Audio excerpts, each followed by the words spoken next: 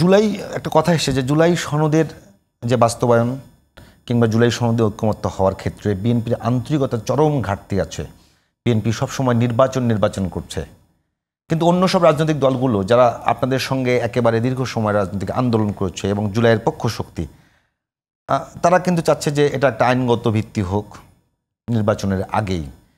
BNP চাচ্ছে নির্বাচনের পরে। আসলে এই অবিশ্বাসটা কোথায়? জি, ধন্যবাদ আপনাকে এবং আপনার মাধ্যমে আমাদের জিটিভির দর্শক শ্রোতাদেরকে।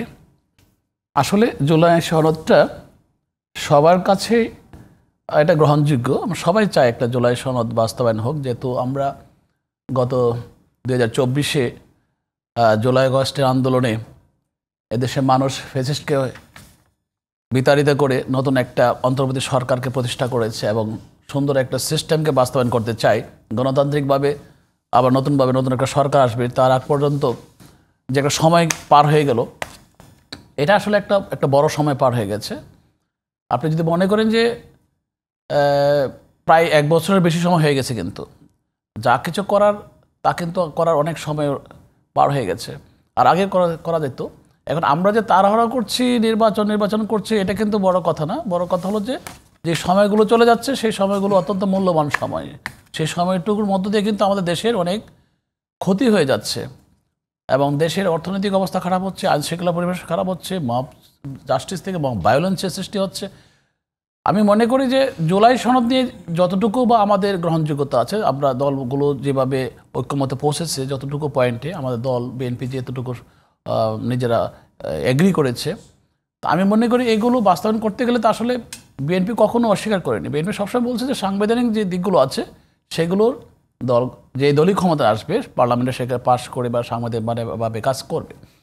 তো এখন এই সনদ নিয়ে যদি আবার আরেকটা ইস্যু তৈরি হয় বা মত পার্থক্য সৃষ্টি হয়, তাহলে কিন্তু মানুষের মধ্যে যে একটা অস্বস্তিকর পরিবেশ হয়ে আছে, নির্বাচন আদৌ হবে কি হবে না সেটা নিয়ে কিন্তু একটা সংশয় থেকে যায়।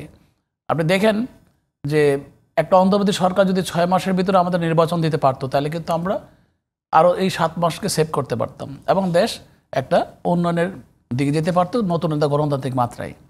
এখন এখানে বিএনপি কিন্তু নির্বাচিত সরকার আসলে সব সমস্যার সমাধান হয়ে যাবে। নির্বাচিত সরকার আসলে সমস্যার সমাধান হবে, পাশাপাশি না নির্বাচিত সরকার না আসলে কি সমস্যার সমাধান হচ্ছে?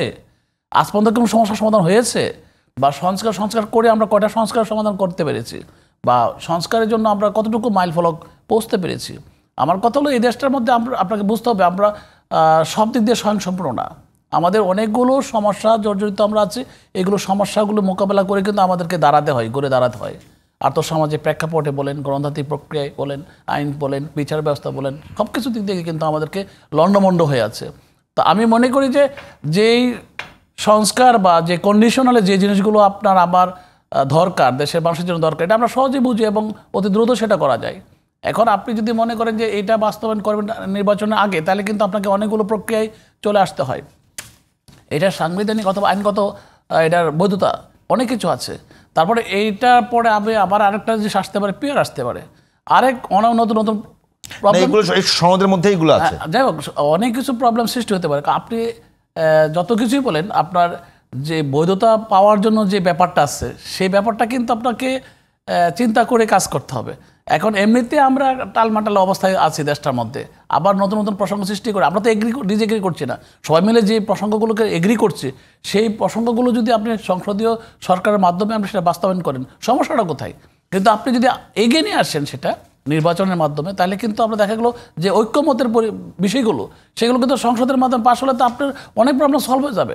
আদারওয়াইজ কিন্তু এই নির্বাচন দেখেন, আমরা নেপালে যে সরকার পতন হলো, তারা কিন্তু অলরেডি নির্বাচন ডেট ঘোষণা করে দিয়েছে। এর আগেও আমরা দেখেছি 90-এর গণঅভ্যুত্থানের পরে দেখেছি আমরা অতি দ্রুত একটা নির্বাচন হয়েছে, দেশটা সুস্থ ধারায় পরিবেশ ফিরে আসছে। যত দেরি হবে তত কিন্তু আপনার যেখানে সেখানে যে আইন শৃঙ্খলার অবনতি ঘটছে, যেখানে সেখানে যে মানুষের মধ্যে বিভেদ সৃষ্টি হচ্ছে, এক দল আরেক দলের উপর ঝাঁপিয়ে পড়ছে, এই পরিবেশগুলো কিন্তু আমরা কমাতে পারছি। দিন দিন কিন্তু বাড়ছে। কাজে আপনি কোন দিকে যাবেন, এটা তো আমরা উভয় সংকটের মধ্যে আছি। সেই জন্য আমরা মনে করি যে গণতান্ত্রিক প্রক্রিয়া, যেখানে মানুষ আজকে প্রায় 3টা জাতীয় সংসদ নির্বাচনে ভোট দিতে পারেনি, উপজেলা নির্বাচন ভোট দিতে পারেনি, ইউনিয়ন পরিষদ নির্বাচন ভোট দিতে পারেনি, এটা কিন্তু একটা নির্বাচন না। নির্বাচনের রেল মানে নির্বাচন ট্রেনে ওঠা মানে গণতান্ত্রিক প্রক্রিয়া ওঠা মানে কি একটা নির্বাচন পর সবগুলো নির্বাচন আসবে। আর একটা সোসাইটিকে ঠিক রাখতে গেলে শুধু সংসদের নির্বাচন কেন, তারপর তো আমার পৌরসভা নির্বাচন আসতে পারে আমার ইউনিয়ন পরিষদ নির্বাচন, উপজেলা নির্বাচন, একটা তো চলতে থাকবে। আপনি ওইগুলো করবেন কোন সময়? আমার ইউনিয়ন পরিষদগুলো তো ঠিক করা দরকার। এগুলো দেখে কে?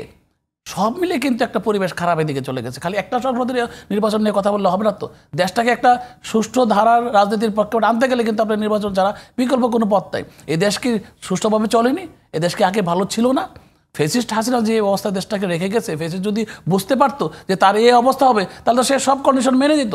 বৈষম্য বিরোধী ছাত্র আন্দোলনে সেই বৈষম্য না রেখে সমস্ত কন্ডিশন মেনেই কিন্তু সে সারেন্ডার করতো।